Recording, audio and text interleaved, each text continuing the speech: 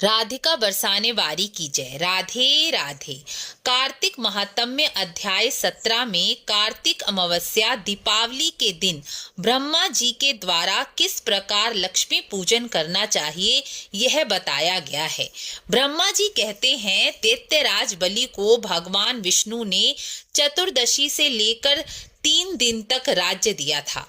तब से लेकर आज तक प्रत्येक वर्ष कार्तिक चतुर्दशी से लेकर 3 दिन तक राजा बलि का राज्य पृथ्वी पर होता है। इसलिए इन 3 दिनों में दीपदान और उत्सव मनाने वाले मनुष्य के घर में लक्ष्मी सदा के लिए स्थिर हो जाती है।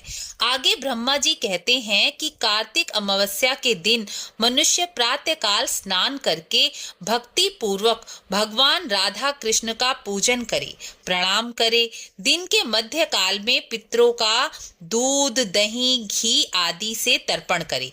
अमावस्या दीपावली के दिन बालक और रोगियों को छोड़कर किसी को भी भोजन नहीं करना चाहिए। अर्थात प्रदोष काल में कल्याणमयी माँ लक्ष्मी का पूजन करने के बाद ही भोजन करना चाहिए।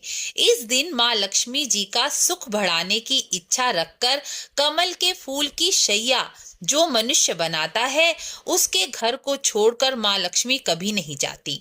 कमल की शैया कमल के फूल की पंखुड़ियां तोड़ तोड़कर बना सकते हैं और यह भाव करें कि माँ लक्ष्मी इस शैया पर निवास कर रही हैं।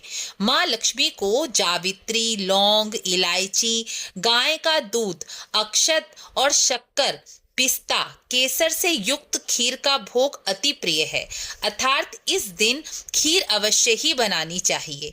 अधिक से अधिक मात्रा में यह वस्तुएं डालें।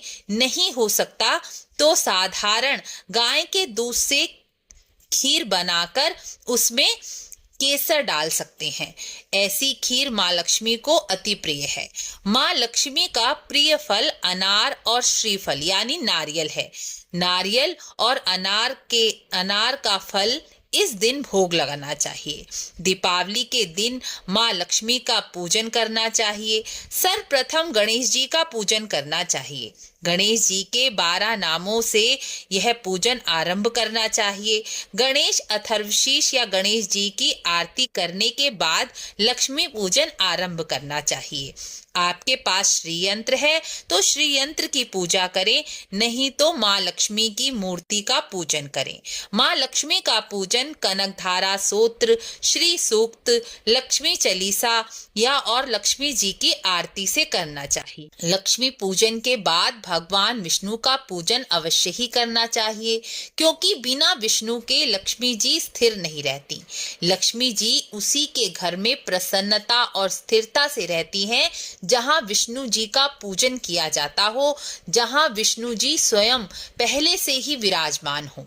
पूजन के बाद अपने घर में तुलसी जी, शमी, आंवला, देव वृक्ष में दीप जलाएं। इसके बाद सामर्थ्य अनुसार मंदिर में, गौशाला में, चौराहे पर, नदी किनारे, बाहर पीपल के वृक्ष पर, बरगद के वृक्ष पर, बेल वृक्ष पर दीपदान अवश्य ही करना चाहिए। आपकी जितनी सामर्थ्य हो उतना दीपदान अवश्य करें। इस दिन ब्राह्मण और भूखे गरीब मनुष्य को भोजन कराकर या कुछ खाद्य सामग्री दान देकर स्वयं भोजन करना चाहिए। इस प्रकार लक्ष्मी जी का पूजन करने पर लक्ष्मी जी अवश्य ही प्रसन्न होती हैं। इस प्रकार कार्तिक महात्म्य का 17वां अध्याय पूर्ण हुआ। आपको वीडियो अच्छी लगी हो तो लाइक शेयर अवश्य करें।